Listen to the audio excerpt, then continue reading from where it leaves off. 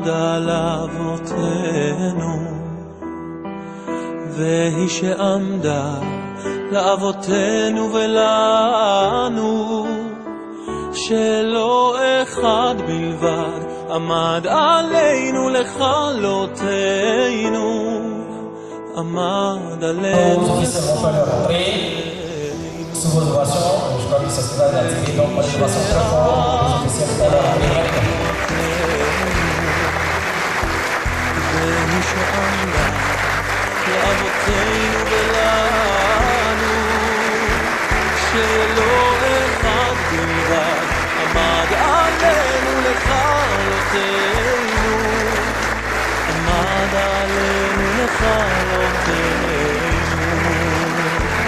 והקדוש ברוך הוא מצילנו, מצילנו מידיו, והקדוש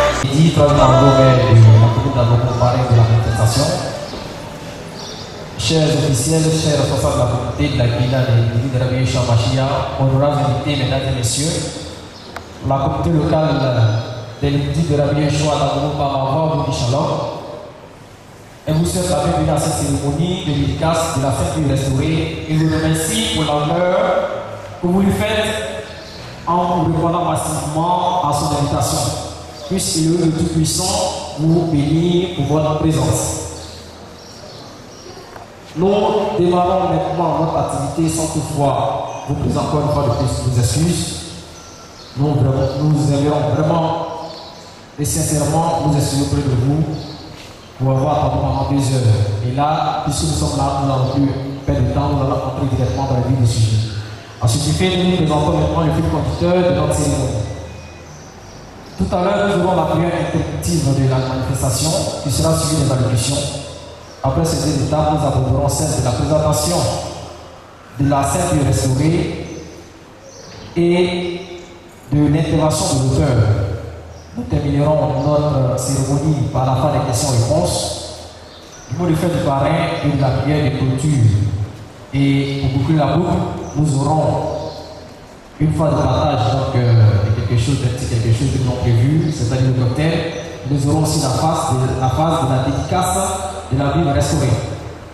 Donc sur ce, nous allons entrer dans la prière introductive et nous allons inviter le Rav Alaj Kabobo de bien vouloir se diriger vers le pupitre pour la prière introductive. Donc j'invite nos officiels à bien vouloir se tenir debout, ainsi que toute l'assemblée, et nous faisons maintenant la prière introductive.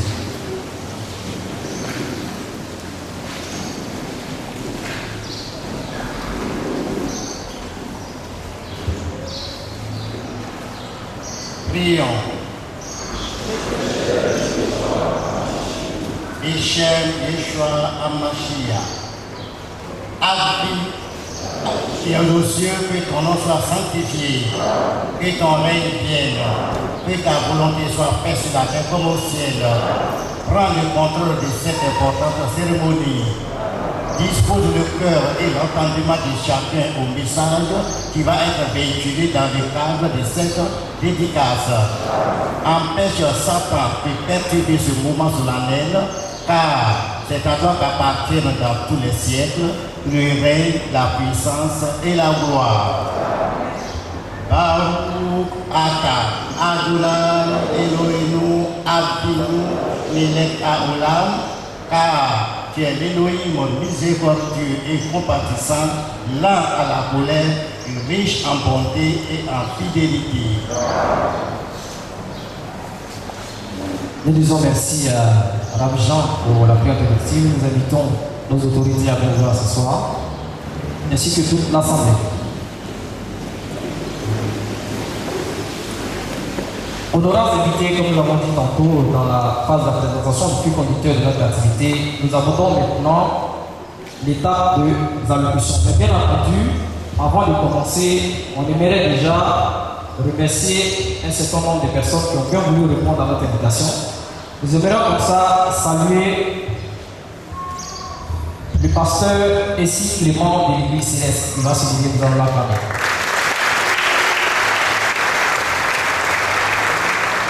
Nous saluons aussi la présence de l'imam Ouattara. Ah, il s'est déplacé, d'accord. Nous vous présenterons l'imam Ouattara après. Nous avons aussi parmi nous le capitaine de police du 15e arrondissement, le capitaine Ago.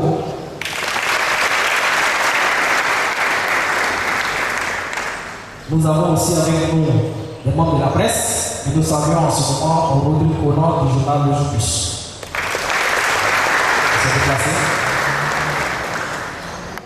Nous avons vraiment un bataille d'invités. Nous n'oublions pas ici le pasteur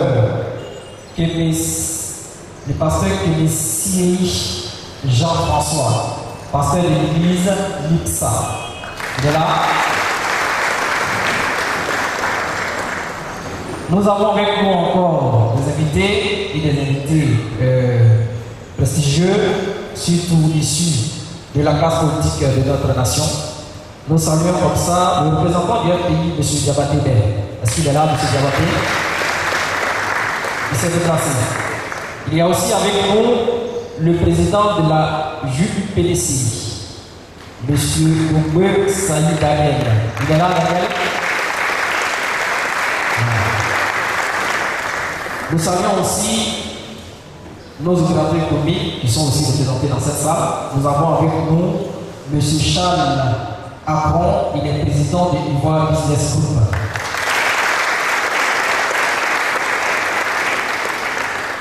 Nous présentons aussi un prédicateur et nous nommons M. Djinigo Salam qui est avec nous ce matin.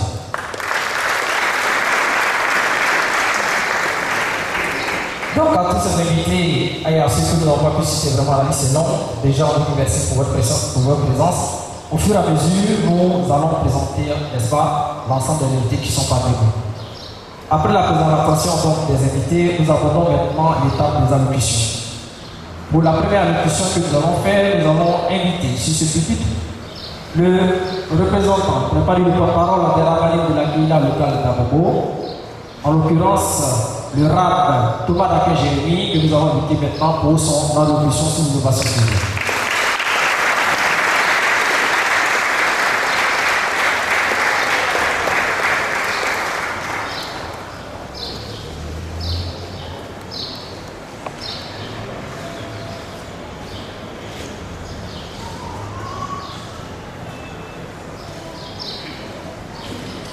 Michel Yeshua Hamashim, Baruch Ata Adonai, Elohim Avinu, Melech Haolam, qui permet cette cérémonie de dédicace de la Bible restaurée.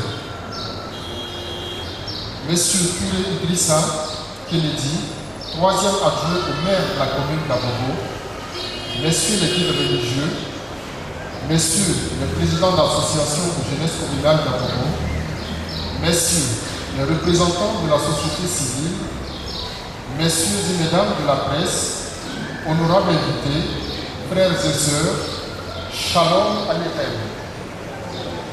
La communauté des Méchim d'Abobo par ma voix vous souhaite la bienvenue et vous dit infiniment merci pour l'honneur que vous lui faites par votre présence massive à cette cérémonie de dédicace de la Bible restaurée. La communauté des Méchim d'Abobo est l'ensemble des bénis Elohim, l'immoudire de Rabbi Yeshua Hamashia d'Abobo et périphérie, entendez, les fils d'Elohim et disciples de notre maître Yeshua Hamashia.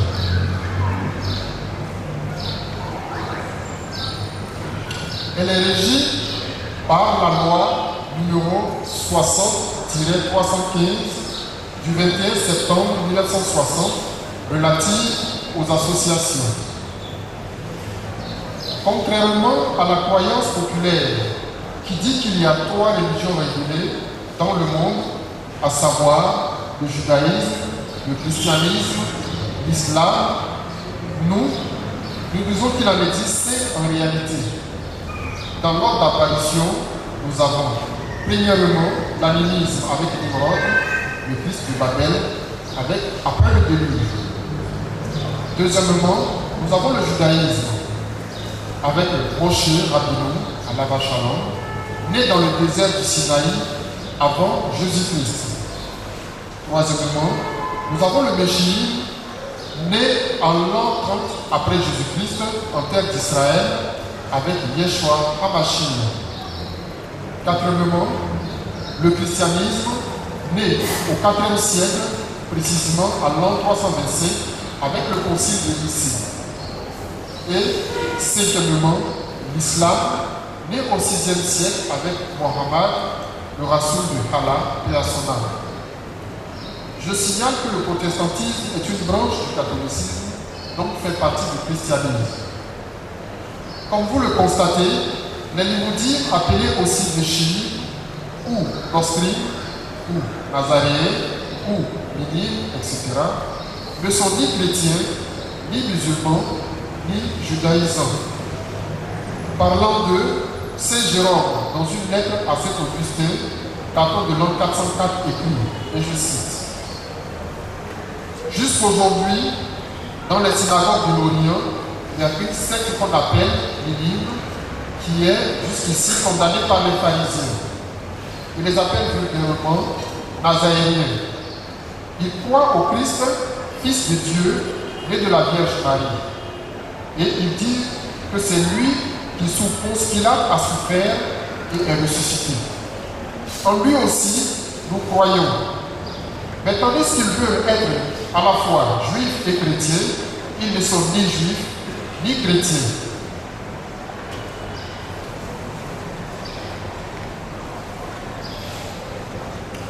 Une des particularités de la communauté des Limoudis, c'est qu'elle repose sur 10 piliers qui sont 1. La profession de foi, 2. Les tébilotes, c'est-à-dire le baptême, 3. La tefila, c'est-à-dire la prière, 4. Les troumotes et ses arcotes, à savoir dîme et aumône, 5. La Pessa Shem Ashia, à savoir la Sainte Seine, 6. La Kyria Akmis Galou, la lecture du livre de l'Apocalypse, 7. Les dûs, à savoir le témoignage, 8. Les commémorations, 9. L'enseignement, et 10. La course dans les carrières pour recevoir les couronnes. Il est important de préciser que le méchisme repose sur le sacerdoce selon l'ordre de Melchisédek, alors que le judaïsme est sur le sacerdoce lévitique et le catholicisme sur le sacerdoce papal. En fait, le patriarche Abraham était relié au sacerdoce de Melchisédek.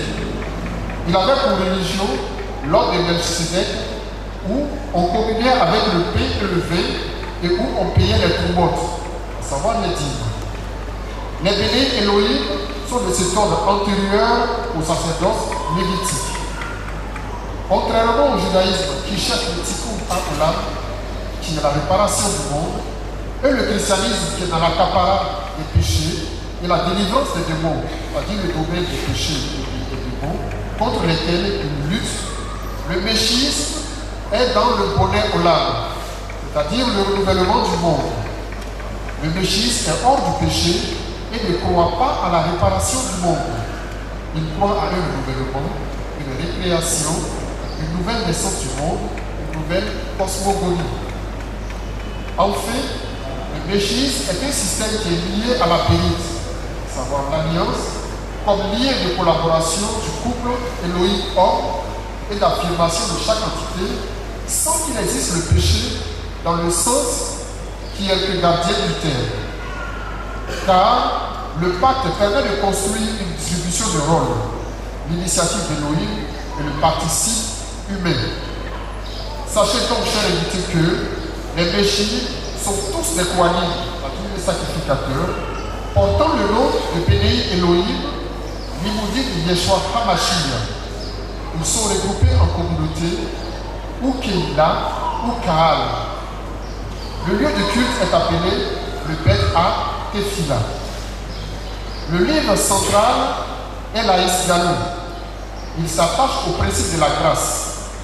Ils ont pour mission la construction de la Keila de Yeshua HaMashiach,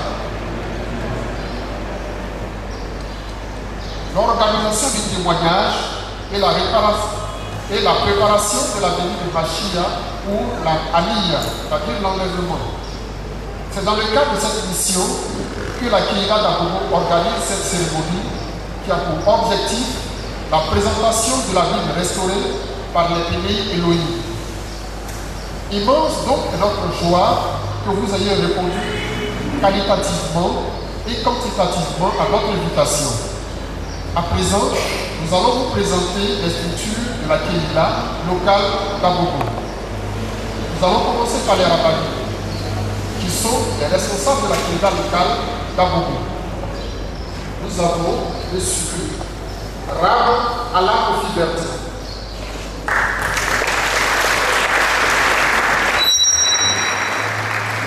Rab Ouamba Hermicles. Rab Biti Daté Elvis. Rab Ouadio Sancerre Stéphane. Rab Osoro Serge. Rab Loba Osé. Et Rab Kofi Konan Ezekiel. Vous avez le Rab Pilier Thomas Daké, votre serviteur. Ensuite, nous avons les Chambachotes. Ce sont les responsables de la gestion des prix de la Kéhila locale. Nous avons la sœur Afro Akassi Livia, la sœur Mohamed Ruth,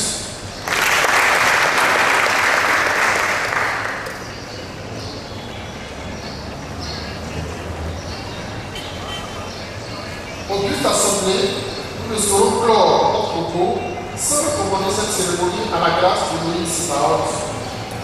Tachet Adonai, seul maître de l'univers et auteur de toute vie, multiplie ses faveurs. Bonne écoute, shalom.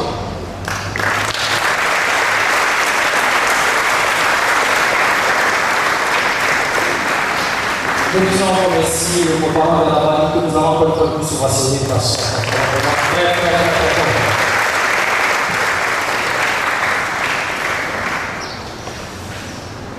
Honorables invités, mesdames et messieurs, nous allons à présent passer à une autre allocution. Il faut dire que c'est un honneur pour nous de l'avoir parmi nous. En effet, malgré les nombreuses sollicitations dont il fait l'objet, il n'a pas hésité à s'installer le parrainage de cette cérémonie. Lui ayant son emploi du temps immensement chargé, il a tenu à être présent en personne à cette cérémonie. L'un des quartiers de notre commune porte son prénom, il est aussi homonyme d'un excellent président des États-Unis. Honorables invités, mesdames et messieurs, accueillons ce public, monsieur Touré Elisa Kennedy, troisième majoritaire de la petite Avenue sur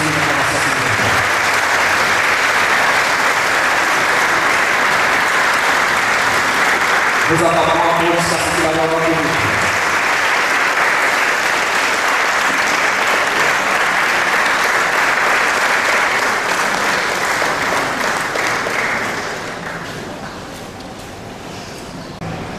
Responsable, amour à grande qualité, la grande communauté,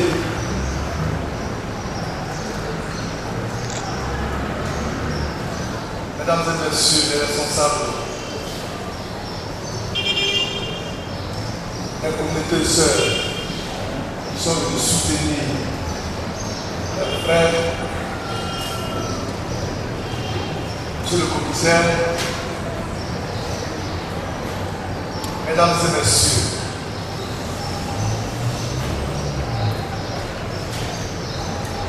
je suis devant ce micro et je me pose assez de questions. Est-ce que c'est d'ici que moi je dois m'exprimer?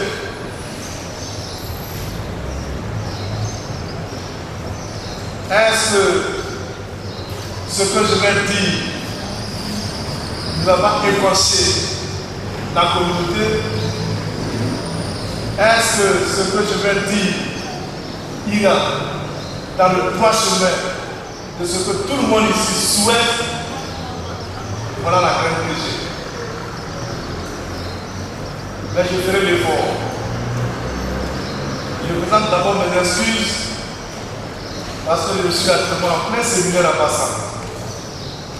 Je viens de Bassam venir honorer la communauté et m'honorer moi-même.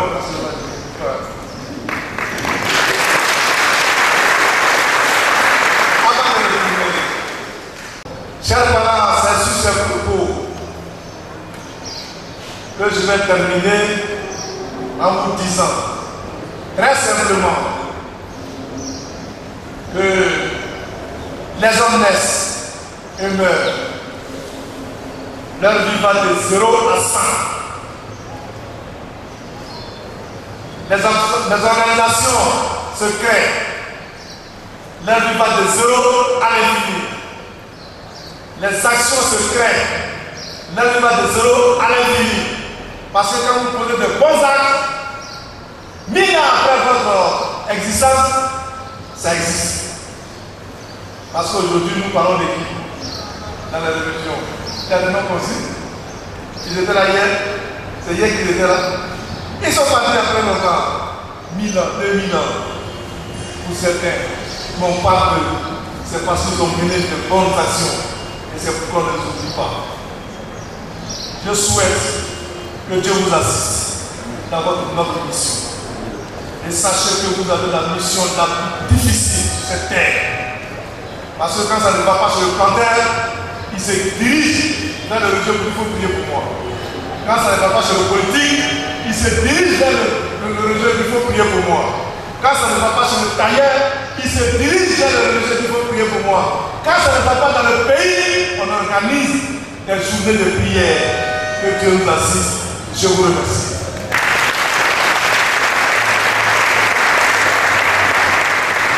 Aujourd'hui, nous passerons encore notre parrain lui-même, Christian Kennedy, pour son allocution.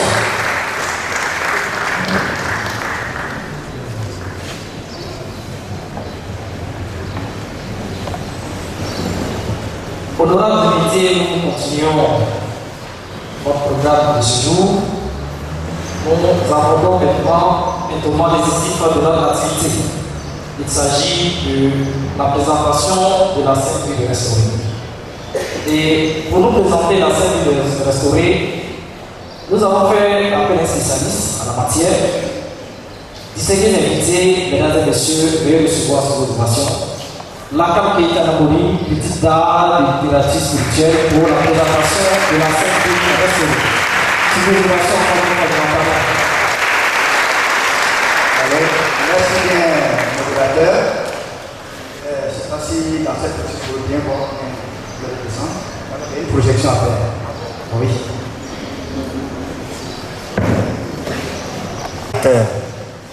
Beaucoup de choses ont été dites sur lui.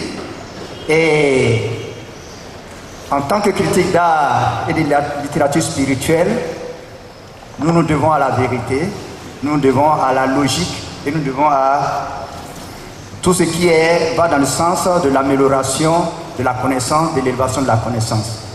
Aussi, souffrez d'avance si certains de mes propos vont heurter vos sensibilités, mais comme nous sommes entre hommes spirituels en quête de vérité, je pense que nous finirons par nous entendre.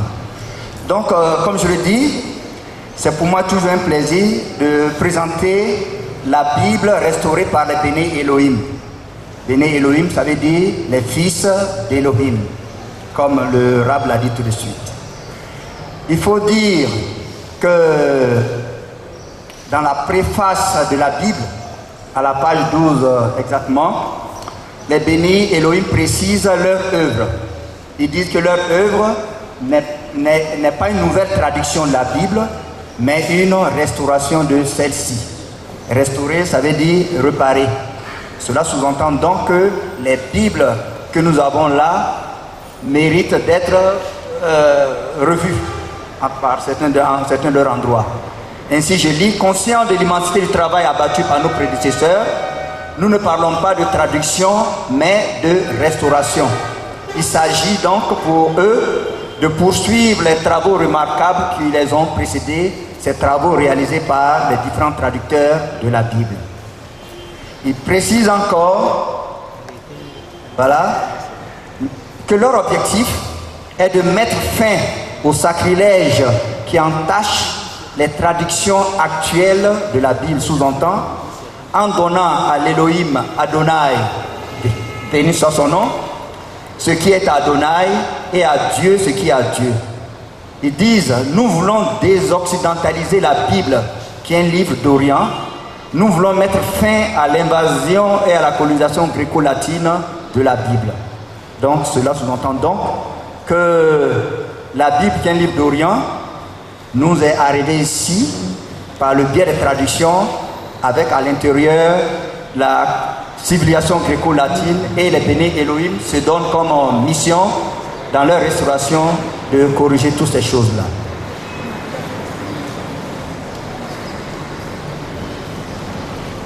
Mon intervention va comporter 3 points. Premièrement, je vais présenter la Bible restaurée dans sa forme comme dans son fond. Je vais donner en deuxième point ce qui a motivé cette restauration entreprise par les bénis Elohim. Et enfin, j'aurai une contribution personnelle en tant que critique d'art et de littérature spirituelle.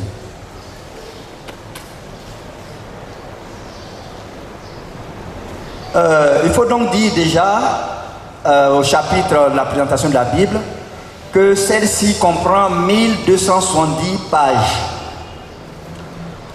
Et je vous rassure tout de suite, on y retrouvera tous les 66 livres du canon protestant qu'on a là-bas dans nos Bibles, comme Luc II, etc. Il n'y a pas de nouveaux livres qui ont été ajoutés, ni des livres qui ont été retranchés. Cependant, il faut noter qu'on n'a plus le découpage classique, à savoir Ancien Testament et Nouveau Testament, mais un ensemble de 3 grands blocs qui sont le Tanakh. Le Tanakh, c'est lui qui regroupe la Torah, c'est-à-dire le livre des Hébreux, qui va donc de la Genèse jusqu'à Malachie. On nous trouve les Névéim, les prophètes, et les autres livres, les Ketubim. Donc, on a la Tanakh. On a ensuite le Sefer HaBesorah, ça veut dire le livre de la nouvelle. Donc, c'est en hébreu. Là, ce bloc comprend tous les évangiles, les actes des apôtres et les différents épîtres écrits par les premiers apôtres. Et enfin, on a le bloc constitué par le Sefer HaIsgalou, entendez par cela le livre de l'Apocalypse. Comme vous l'avez noté, le Rab a dit que ce livre est le livre central des bénis Elohim. Ce livre, c'est-à-dire le livre de l'Apocalypse ou encore le Sefer HaIsgalou, qui faisait partie intégrante du Nouveau Testament dans les autres versions, est ici un livre à part entière. Il est entièrement isolé.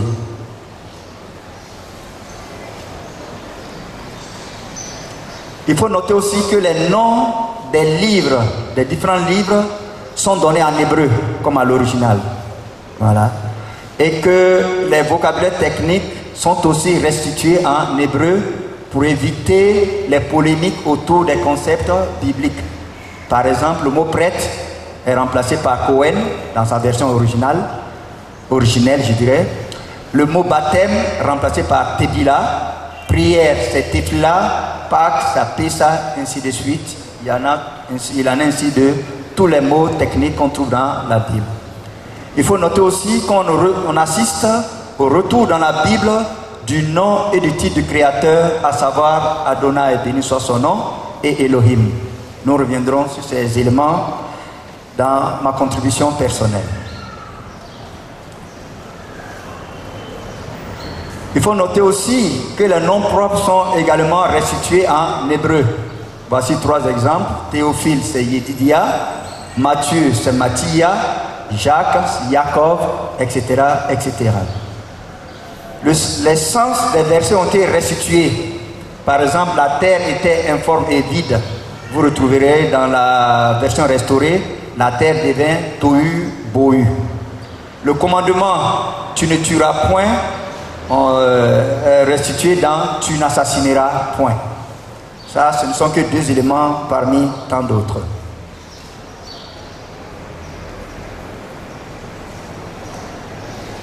il faut noter enfin que la carte de l'itinéraire possible de l'Exode a été corrigée. En effet, les autres versions font passer les Israélites sur la terre ferme, arguant que la mer en question était une mer des joncs, au lieu de les faire passer effectivement en pleine mer Rouge, comme les récits bibliques le témoignent.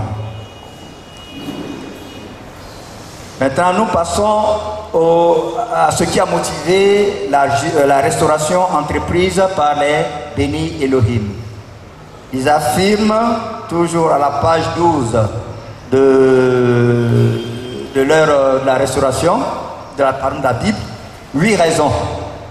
Mais pour cette présentation, j'en ai retenu que 4 qui me semblent assez pertinentes. Ils disent que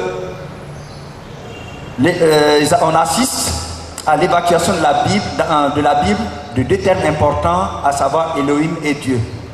Rien que pour cette raison, il faut que la Bible soit restaurée. En effet, le nom du Créateur, c'est son nom qui est en parenthèse là. En hébreu, voilà. Ce nom, nous ne devons pas le prononcer. Et si au cours de la lecture, nous voulons prononcer ce nom, nous disons Adonai. Et chaque fois qu'on dit Adonai, il faut ajouter béni soit son nom, parce que son nom soit béni. Ainsi, chaque fois que je dirai Adonai, je dirai béni soit son nom, ou pour éviter cela, je dirai Hachem, c'est-à-dire le nom, Hachem. Ainsi, son nom que voici, et ainsi que son titre Elohim, ont été évacués au profit de Seigneur et Dieu. Voilà.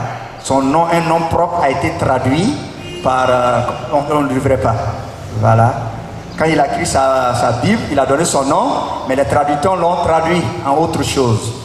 Voilà pour la première raison. Deuxièmement, la restauration se justifie par le fait qu'il y a une substitution d'un Elohim à un autre. Dans les autres versions, Adonai, béni soit son nom, l'Elohim qui est apparu à Abraham a été remplacé par Dieu, une entité spirituelle qu'Abraham n'a point servi. Cela veut dire que Adonai est différent de Dieu. Nous reviendrons profondément là-dessus dans notre contribution personnelle.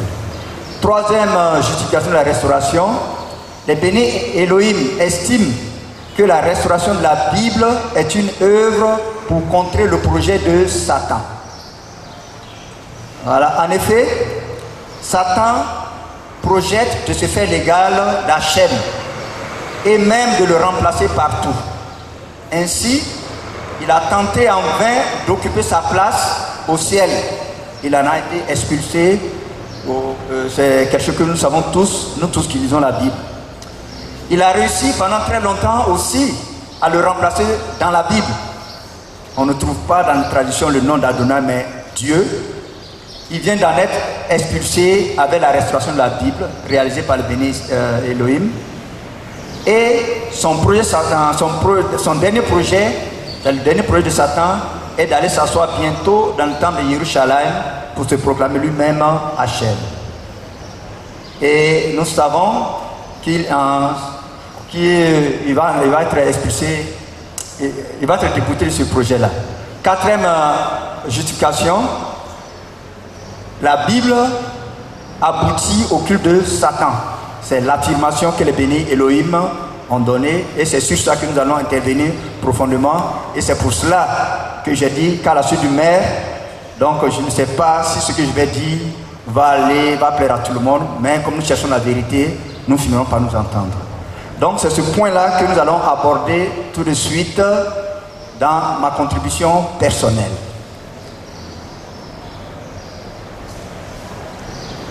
Les bénis Elohim affirment, je note qu'à la fin vous aurez un petit fascicule qui va regrouper tout ce qui est, je suis en train de là. Ils affirment à la page 12 de la préface de la Bible, aujourd'hui l'adoration chrétienne est une adoration de Lucifer par l'idole Saul appelé Dieu. Voilà cette lourde affirmation. Nous allons essayer de vérifier si elle est fondée ou non. Pour cela, nous allons la soumettre à la critique en utilisant un outil que nous appelons le modèle conceptuel de l'adoration. qu'est-ce que ce modèle affirme? Dans ce modèle dit que dans tout système d'adoration, autrement dit dans toute religion par exemple, il y a un être adoré. Voilà. Que nous appelons le signifié. On a les adorateurs et entre les deux, on a l'image de l'être adoré que nous appelons le signifiant. Cette image-là fait fonction de médiateur entre l'être adoré et ses adorateurs. Donc, dans tout système d'adoration, voilà comment cela se présente. Nous allons donc, par des exemples, étayer ces choses-là. Mais il faut dire que, ici, le signifiant, c'est-à-dire que l'élément qui est en jaune dans notre schéma, est l'image du signifié dans le plan physique. L'être adoré, c'est-à-dire le signifié, est un esprit. Les adorateurs, ce sont des hommes. Et le signifié est, le signifiant, qui est l'image du signifié dans le plan physique, peut être un nom, un objet minéral, végétal, animal, humain, qui sert de médiateur entre les adorateurs et l'être qu'ils adorent. Cette image-là, c'est-à-dire ce signifiant, ça peut être un nom que l'adorateur doit prononcer afin d'entrer en contact avec l'être qu'il adore. Il peut être un caillou, il peut être un arbre, un animal ou même un homme, voilà, ainsi de suite. Donc, sans passer par le signifiant, l'adorateur ne peut pas adorer l'être qu'il veut adorer, c'est-à-dire le signifié. Ça semble assez complexe, mais nous allons l'étayer à travers deux exemples. Nos premiers exemples, nous le prenons dans la Nouvelle Alliance, de laquelle se réclament les chrétiens et autres. Dans la Nouvelle Alliance, l'être adoré, c'est-à-dire le signifié, c'est lui qui est le Père, la Bible l'appelle le Père. Son image, le signifiant, qui permet aux adorateurs d'entrer en contact avec le signifié qui est le Père, c'est lui qui est le Fils. Donc nous allons lire pour cela quelques versets tirés dans la Bible. Yeshua, c'est-à-dire Jésus, comme les gens le disent, Yeshua lui dit, je suis le chemin, la vérité et la vie. Et nul ne vient au Père que par moi. Donc si quelqu'un veut adorer le Père et qu'il veut se trouver un autre chemin que le Fils, il n'aboutira pas au Fils. On n'aboutira pas au Père. On voit bien que la Nouvelle Alliance respecte le schéma. Autre verset encore, ça c'est de Paul dans 1 Timothée 2,5, il dit, car il y a un seul Elohim, c'est-à-dire un seul signifié, un seul être adoré, et un seul médiateur entre Elohim et les hommes, à savoir, c'est moi qui le dis, Yeshua HaMashiach, homme. On est d'accord, non? Ok. Dans Colossiens, Paul écrit toujours, il, c'est-à-dire Yeshua, est l'image de l'Elohim invisible. Je dis que le signifié est l'image, le signifiant est l'image du signifié dans le plan physique. On voit ça aussi à travers Yeshua. Et à un de ses disciples lui a demandé de lui montrer le Père. Yeshua dit, celui qui m'a vu a vu le Père. On voit bien que dans la Nouvelle Alliance, le modèle conceptuel est entièrement respecté. Voilà. Ici, on a l'être adoré, le Père, on a les adorateurs, on a l'image de l'être adoré, le signifiant qui est le Fils. Donc nul adorateur, aucun adorateur dans la Nouvelle Alliance ne peut adorer le Père sans passer par le Fils. On a suffisamment de versets bibliques qui témoignent de cette réalité. Nous abordons maintenant notre deuxième exemple que nous prenons dans nos religions traditionnelles. C'est pour dire que ce ne sont pas les religions dites révélées seulement qui obéissent à ce principe, même nos religions traditionnelles. Dans celle-ci, l'être adoré qui peut être un esprit, c'est un esprit. Le signifiant est un esprit. Voilà. Et son image ou signifiant peut être un cours d'eau, une montagne, un ancêtre, des génies, etc.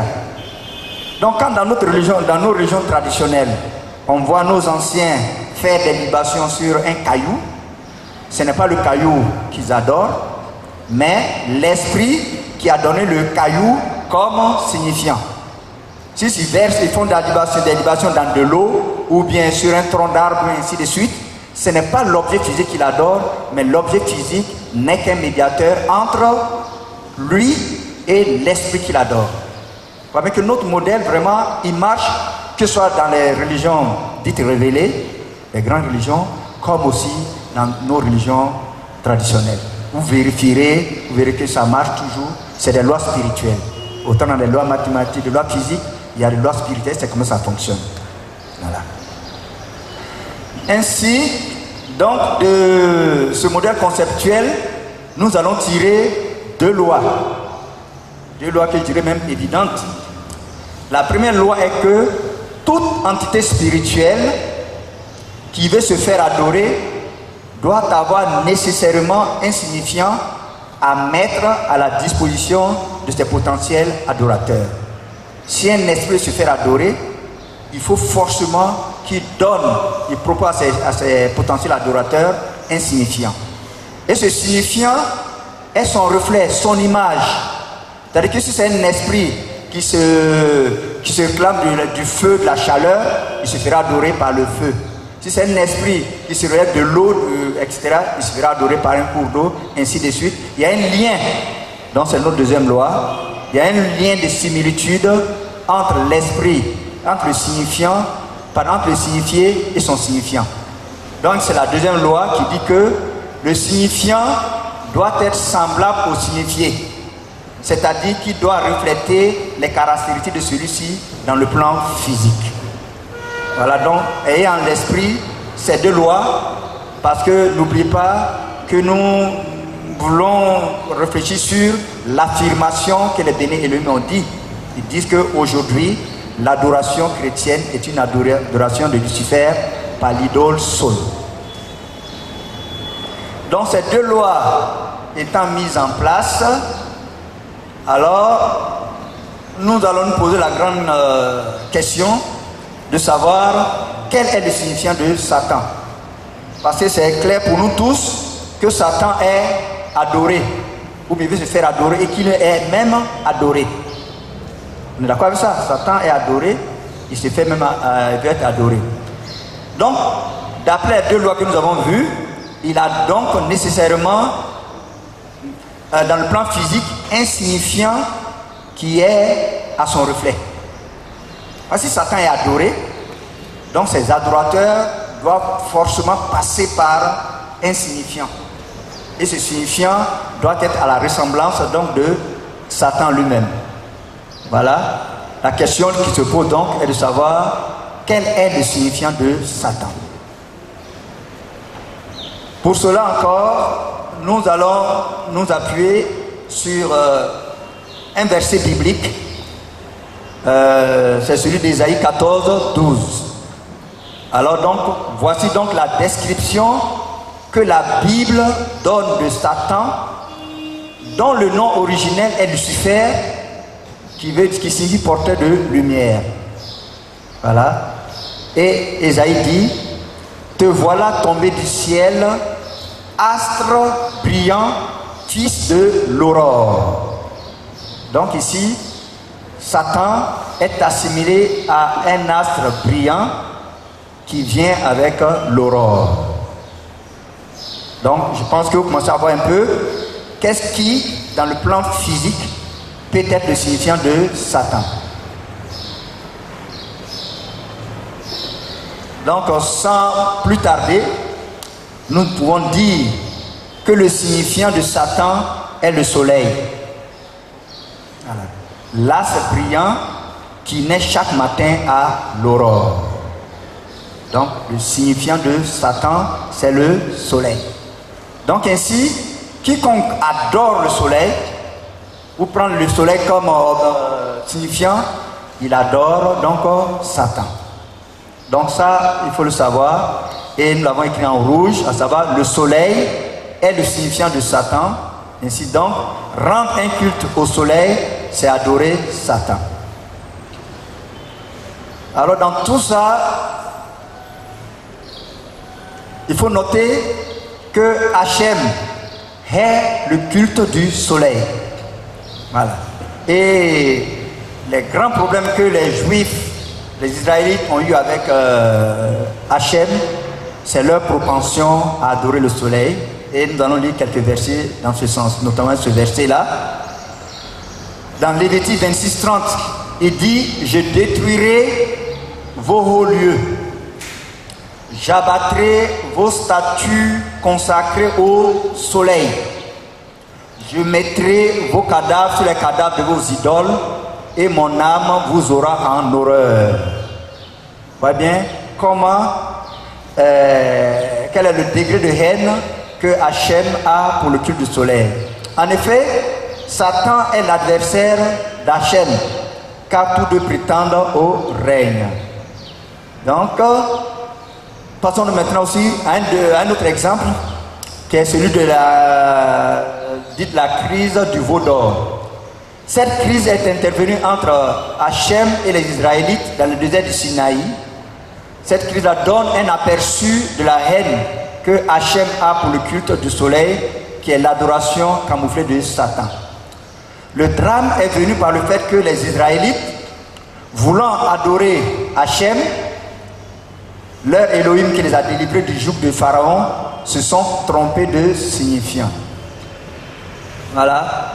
Ils ont pris un signifiant dans lequel Hachem ne se reconnaissait pas, à savoir Hapi, une divinité solaire égyptienne. Il faut donc dire, il faut souligner que le contexte est que les Juifs, après leur traversée miraculeuse de la mer Rouge, sont arrivés au pied du mont Sinaï, et Elohim a dit à Moïse de monter au sommet de la montagne pour recevoir les instructions pour la suite de la marche. Il est monté, il a fait 40 jours, 40 nuits. Le peuple qui s'impatientait a demandé à Aaron de leur faire un Elohim qui marche devant eux. Et celui-ci leur a dit, donnez-moi tout ce que vous avez comme d'or, boucles d'oreilles, parures, etc. Et il a sorti un moule et il a fabriqué cette divinité-là, cette statue qu'on appelle Hapi, qui est une divinité solaire égyptienne à laquelle étaient habitués tous les Aaron et autres, parce qu'ils ont vécu et grandi en Égypte. Si vous regardez un peu cette image-là, on voit bien entre les cornes de ce veau, voilà, on a une boule qui symbolise le soleil. Et Aaron a dit aux Juifs, bon, l'image est cachée, il dit, Israël, voici l'Elohim qui t'a fait sortir d'Égypte. Voilà. Donc il a identifié, il a pris pour signifiant d'Elohim cette divinité solaire égyptienne. Voilà. Donc ici, si nous nous en référons à notre schéma conceptuel, regardons le schéma, on a ici Adonai, béni soit son nom, l'Elohim qui veut adorer. On a ici les adorateurs qui sont les Israélites. L'élément qui est hors jeu dans ce schéma, c'est le signifiant qu'ils ont pris. Ils ont donc pris pour signifiant Hapi, un signifiant dans lequel Hachem ne se reconnaissait pas. Donc leur adoration, leur volonté d'adoration les a menés à adorer autre chose que Hachem. Et nous savons que ce fut la catastrophe ce jour-là en Israël, car il y a eu ce jour-là 3000 morts. Voilà. Quand vous vous référez à la Bible, vous avez ça. Ah, donc, le fait que les Israélites voulaient adorer sincèrement Hachem, mais qui s'étaient simplement trompés de signifiant, n'a point attendri celui-ci dans le jugement de la faute qu'ils ont commise en lui associant Hapi, le signifiant de Satan.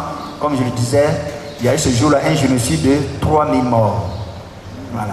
Donc vraiment voilà deux exemples pour montrer la haine qu'Elohim a pour le culte du soleil et le fait aussi que le soleil, ce culte est véritablement pratiqué et à travers des exemples que je montrais là.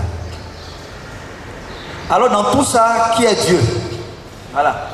On a parlé de Moshe, on a parlé du soleil, mais qui est Dieu?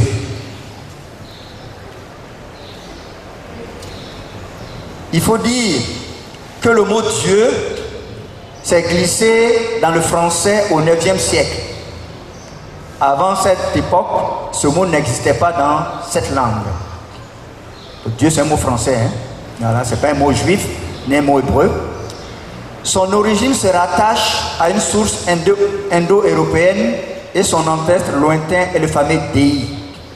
Voilà, tout ce que je suis en train de dire, vous pouvez le faire, aller sur internet, vous tapez Dieu, ce n'est pas des trucs que j'ai créés, je l'ai pris simplement sur le net avec plusieurs recoupages. Voilà, ce sont des sources vérifiables. Donc, l'ancêtre du mot Dei, Dieu est Dei. Et Dei, comme nous donne par exemple le site internet www.croissant.net dieu.php, il dit que Dei est utilisé par les peuples primitifs en Europe pour exprimer la lumière du soleil. Vous voyez?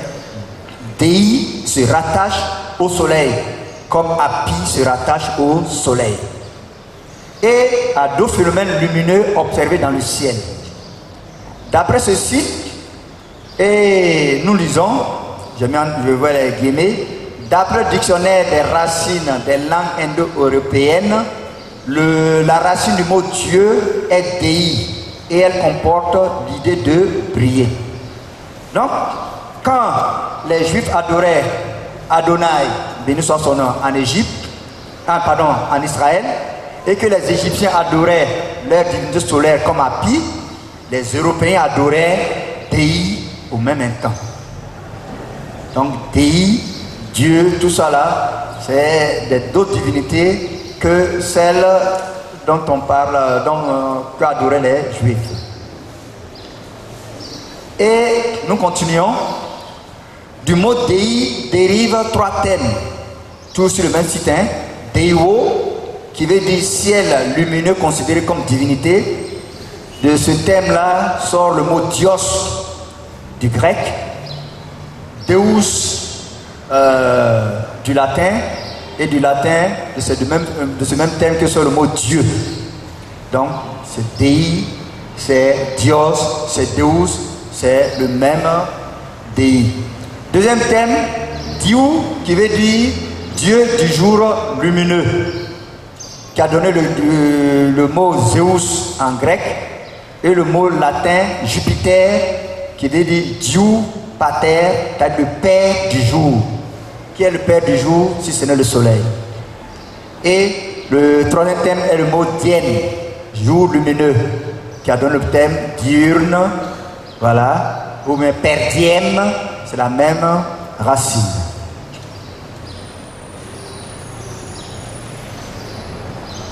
Alors donc, nous on peut donc affirmer sans crainte de nous tromper qu'étymologiquement parlant, Dei, qui donne Dieu, signifie lumière dans le ciel.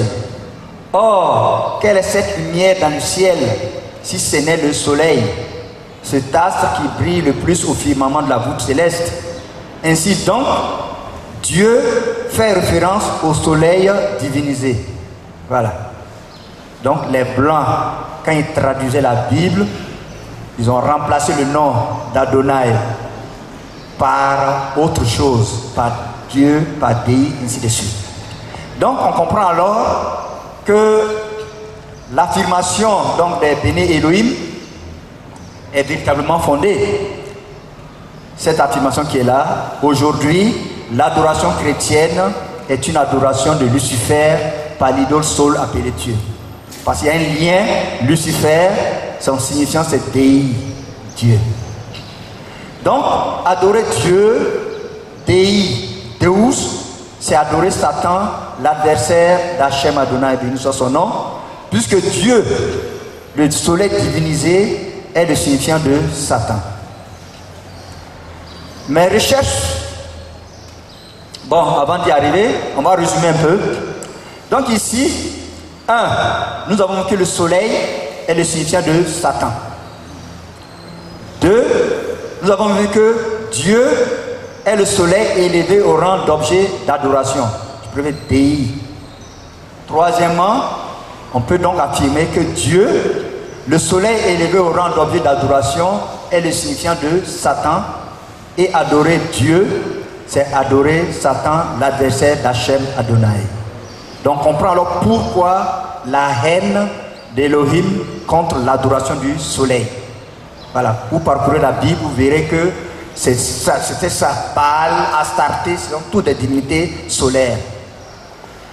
Donc l'affirmation des Béné Elohim est vérifiée. Donc mes recherches encore m'ont également conduit au fait que ce n'est pas seulement la religion chrétienne qui est infectée par le culte solaire, mais le monde tout entier. Je vous invite donc à regarder ces clichés pour vous rendre compte du fait que le culte solaire a été pratiqué par tous les peuples de la terre et continue de l'être, même par des millions d'individus aujourd'hui. Donc nous abordons le point que j'appelle le culte solaire à travers le monde de l'Antiquité à nos jours. Nous commençons en Égypte. Voilà. Je vais vous montrer que ce n'est pas un truc ponctuel ni local, c'est depuis tout temps. Au XIVe siècle avant Jésus, le soleil était adoré sous le nom de Aton en Égypte. Aton, Akhenaton, voilà. Donc regardez ici sur cette image que je vous propose. On a ici le soleil avec des rayons lumineux, voilà, terminés par des mains. Et on a ici des adorateurs qui font des offrandes au soleil. Voilà. Donc Aton, c'est la déification du soleil visible. Il est représenté sous forme d'un disque solaire avec de longs rayons en forme de main à leur extrémité, 14e siècle avant Jésus. Nous voyons ici, ça c'est en Palestine, on l'appelle Malak Bel.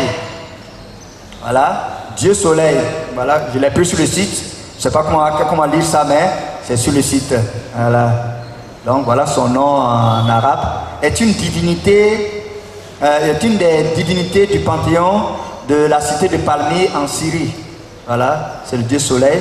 Et son nom signifie en araméen messager de Baal. Les chrétiens connaissent bien Baal. Voilà, c'est la divinité solaire. Il adorait en Amérique latine, 13e siècle avant Jésus, sous le nom de Inti. Inti est la manifestation inca du soleil. Les Aztèques ont le leur aussi. Voilà.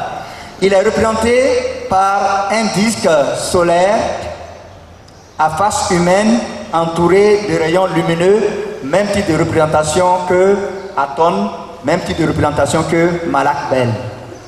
Remarquez bien ça, visage humain entouré de rayons lumineux. En Amérique, en Asie, en Palestine. Alors, où est-ce qu'il adorait encore? Il adorait en Europe. Voilà, on l'appelle là-bas Hélios.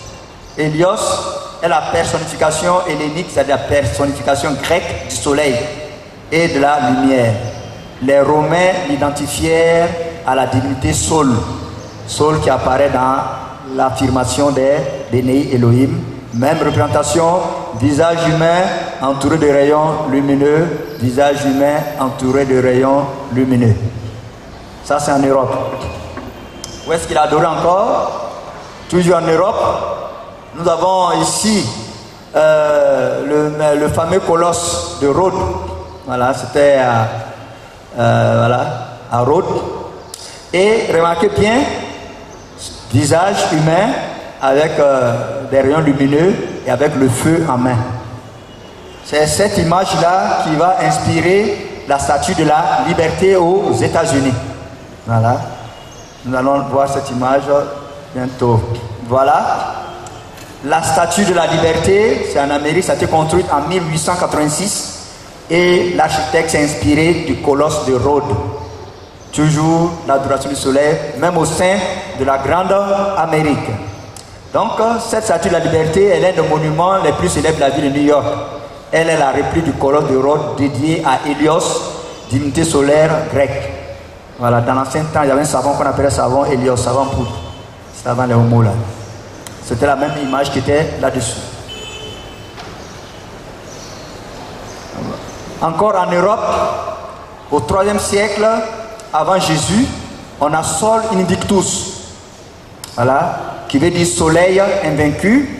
C'était une divinité solaire apparue dans l'Empire romain au 3e siècle, au moment où le christianisme se fabriquait.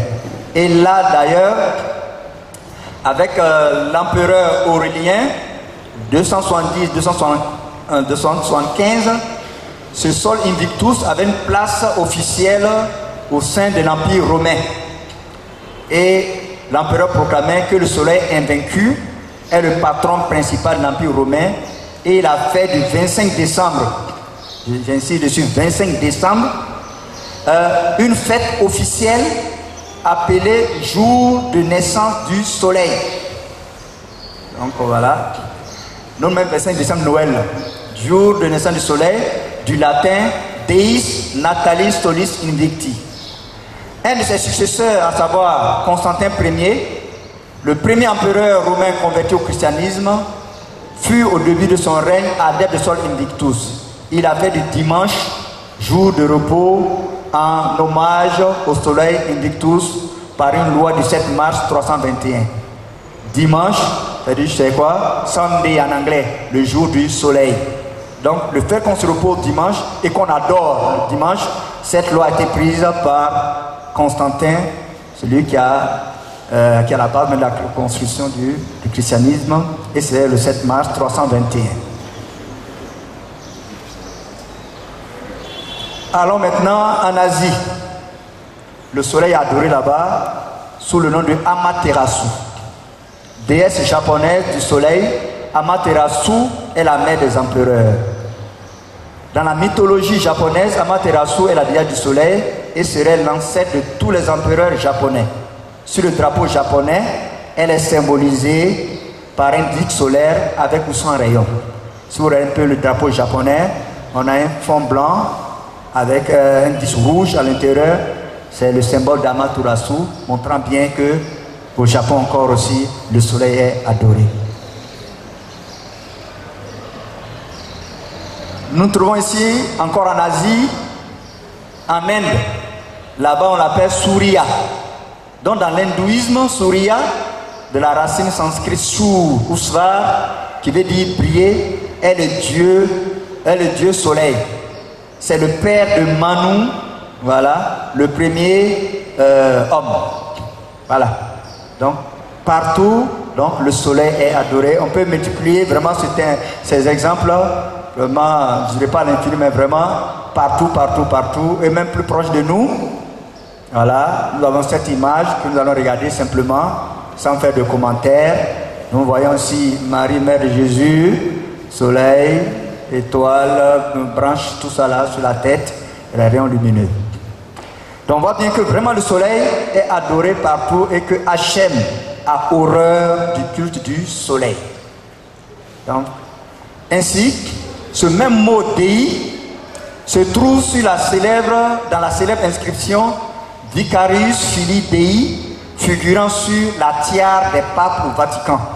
Sur le chapeau des papes, cette même inscription figure, comme on a l'air de la documentation. Voici une image d'une tiare papale. Je vais l'isoler. On a ici Vicarius Filii Dei, et je m'en vais donc tout de suite l'extrait et la zoomer pour vous. Voilà. Voilà. Vicarius Filii Dei, qui veut dire quoi? Vicaire, remplaçant du fils de Dei. On se comprend là. Donc ainsi, nous allons aborder donc la conclusion en disant quoi? En disant que nous tenons vraiment à remercier les bénis Elohim pour l'énorme travail qu'ils ont abattu. Car la restauration de la Bible, plus qu'un devoir intellectuel, est une exigence d'Hachem Adonai notre Elohim. Cette exigence est d'ailleurs illustrée à travers l'un de ses commandements que voici. Il dit: je suis Adonai, ton Elohim, qui t'a fait sortir du pays de Misraïm, d'Égypte, de la maison de servitude. Tu n'auras pas d'autre Elohim devant ma face.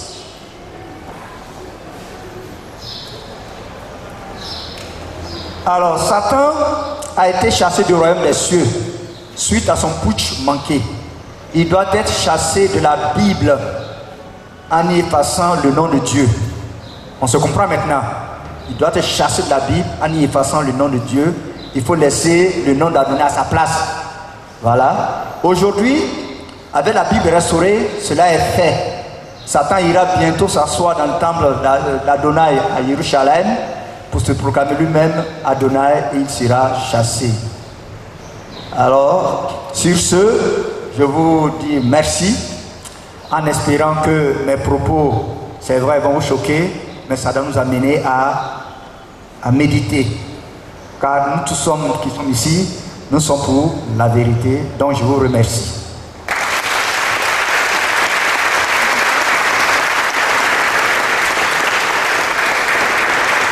Nous disons merci à la CAM Keita Namori pour sa présentation. Nous allons passer à une autre étape de notre activité, celle donc de l'intervention de l'auteur. Mais bien avant que l'auteur ne prenne la parole, nous allons présenter certaines personnalités qui ont fait leur entrée.